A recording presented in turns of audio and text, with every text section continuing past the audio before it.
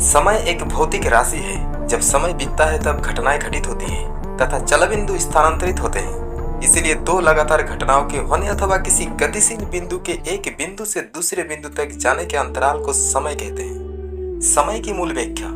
जब विष्णु सो रहे होते हैं तो भगवान ब्रह्मा उनकी नाभि से कमल के रूप में अंकुरित होते हैं। यह सृष्टि की जड़ का प्रतीक है। ब्रह्मा इस ब्रह्मांड के निर्माता हैं, जिसमें हम सभी निवास करते हैं।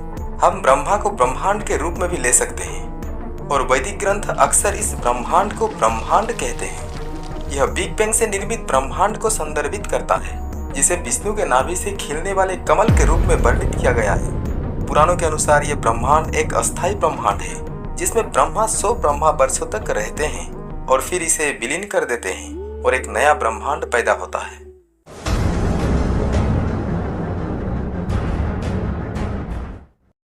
समय की यात्रा एक रोमांचक विषय है। कई हैरतअंगेज कहानियां और कथाएं हैं जिन्होंने न केवल आम जनता को बल्कि कई वैज्ञानिकों को भी इस विषय की ओर आकर्षित किया है। इसमें एक और रोमांचक पहलू होता है टाइम मशीन, यानी कि ऐसी मशीन जो समय की यात्रा को संभव बना सके। अल्बर्ट आइंस्टाइन जैसे वैज्ञानिकों ने कुछ भौतिक नतीजे निकाले हैं जो टाइम ट्रेवल की अवधारणा में वैज्ञानिक तड़का डालते हैं। जब वे कहते हैं कि अगर प्रकाश की गति से पृथ्वी की घूर्णन की दिशा के विपरीत यात्रा की जाए तो हम इतिहास की यात्रा कर सकते हैं। लेकिन यह केवल एक सैद्धांतिक बात है। तो क्या समय की यात्रा संभव है? आइए जानते हैं इस विषय पर क्या कहता है विज्ञान। समय यात्रा करने के लिए सर्वप्रथम आपको प्रकाश की गति से तेज या उसके बराबर चलना होगा, जो कि अभी तक संभव नहीं हुआ है। अगर मानव जाति भविष्य में ऐसा करने में सक्षम होती है तो अनंत ब्रह्मांड का सफर इंसान के लिए वरदान बन जाएगा।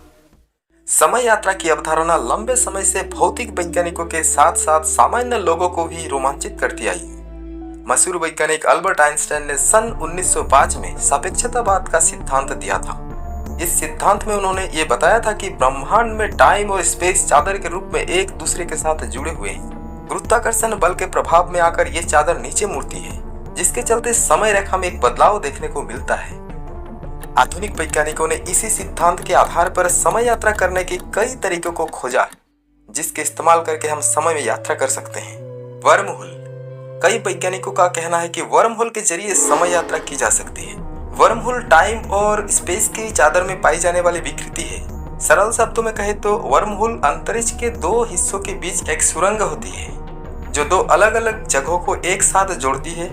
इसके भीतर से सफर करके लाखों प्रकाश वर्ष की दूरी को कुछ समय के भीतर ही पूरा किया जा सकता है। विज्ञान की दुनिया में और एक थ्योरी मशहूर है, जिसे कहते हैं कस्मिक स्ट्रिंग। कस्मिक स्ट्रिंग एक तरह की कस्मिक ट्यूब होती है, जिसके भीतर बहुत ज्यादा मात्रा में ऊर्जा भरी हुई होती है। इसके अंदर के पदार्थ काफी ज्यादा सघन होते हैं। इस कारण कस्मिक स्ट्रिंग समय और स्पेस के चादर को आसानी से मोड़ देती है। ऐसे में कुछ वैज्ञानिकों का कहना है कि इसके इस्तेमाल से समय यात्रा को संभव किया जा सकता है। समय यात्रा को ब्लैक होल के साथ भी जोड़ा जाता है। ब्लैक होल ब्रह्मांड के सबसे सघन अर्थात डेंस ऑब्जेक्ट में से एक होते हैं। इनका गुरुत्वाकर्षण बल इतना अधिक होता है कि ये अंतरिक्ष में फैले टाइम और स्पेस की चादर में बहुत बड़ा सुराग कर देते हैं। वैज्ञानिकों का कहना है कि ब्लैक होल के क्षितिज के पास समय काफी धीमा चलता है। अगर हम कोई ऐसा स्पेसक्राफ्ट बना लें जो ब्लैक होल के क्षितिज अर्थात स्काईलाइन का चक्कर लगाकर वापस आ जाए, तो एक अर्थों में स्पेसक्राफ्ट में सफर करने वाला व्यक्ति समय यात्रा कर सकता है।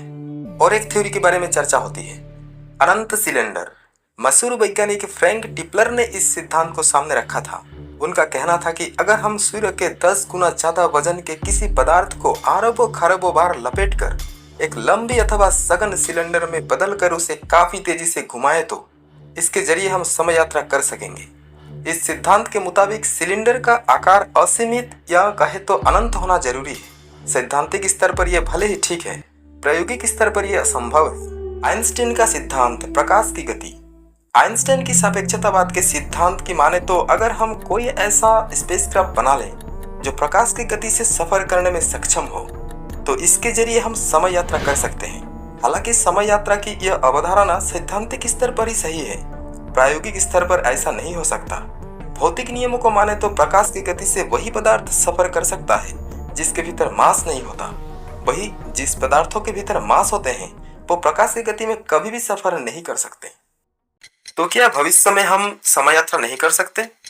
जवाब है, जरूर कर सकते हैं। टाइम ट्रेवल को समझने के लिए 20वीं सदी के महान वैज्ञानिक अल्बर्ट आइंस्टाइन के पास ही जाना होगा। आइंस्टाइन का सापेक्षता के सिद्धांत थ्योरी ऑफ रिलेटिविटी स्पेस और टाइम को एक साथ जोड़ता है। भले ही हमारे लिए किसी टाइम मशीन में बैठकर समय के आगे या पीछे जाना संभव नहीं लगता हो, लेकिन टाइम ट्रेवल संभव है। अगर आपको ये बात उटपटी लग रही है तो आइए इसे विस्तार से समझने की कोशिश करते हैं। क्या आप जानते हैं कि विमानों और सैटेलाइट्स पर लगी घड़ियां हमारी घड़ियों से अलग समय बताती है? इस तरह देखा जाए तो ब्रह्मांड में मौजूद हर एक वस्तु टाइम ट्रेवल कर रही है। जी हाँ, इसमें हम भी शामिल हैं, लेकिन हमारे टाइम ट्रेवल की रफ्तार ऐसी है कि हमें इसका पता नहीं लगता। नासा के मुताबिक हम सभी टाइम में लगभग बराबर रफ्तार से ट्रेवल कर रहे हैं, जो 1 सेकेंड प्रति सेकेंड की रफ्तार है। थ्योरी ऑफ रिलेटिविटी के मुताबिक टाइम ट्रेवल संभव है। इस बात को समझने के लिए हमें समय में थोड़ा पीछे जाना होगा। लगभग 112 साल पहले अल्बर्ट आइंस्टाइन ने बताया कि टाइम किस तरह काम करता है। आइंस्टाइन ने इसे रिलेटिविटी अर्थात सापेक्षता का नाम दिया और इस सिद्धांत को थ्योरी ऑफ रिलेटिविटी यानी सापेक्षता का सामान्य सिद्धांत कहा। यह सिद्धांत कहता है कि समय और स्पेस एक दूसरे से जुड़े हैं। हमारे ब्रह्मांड की गति की एक सीमा है। यहाँ की कोई भी वस्तु प्रकाश की गति से अधिक नहीं चल सकती, यानी वस्तु के ट्रेवल करने की रफ्तार जितनी अधिक रहेगी, टाइम उसके लिए उतना धीमा होता जाएगा। इस बात को तमाम प्रयोगों के बाद साबित किया गया है।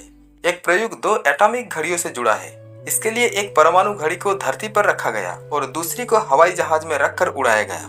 इस दौरान विमान उसी दिशा में उड़ रहा था जिस दिशा में पृथ्वी घूमती है। इसके बाद जब वैज्ञानिकों ने दोनों परमाणु घड़ियों के समय की आपस में तुलना की तो पाया कि जमीन पर रखा घड़ी विमान में तेजी से आगे बढ़ती घड़ी से थोड़ा आगे थी।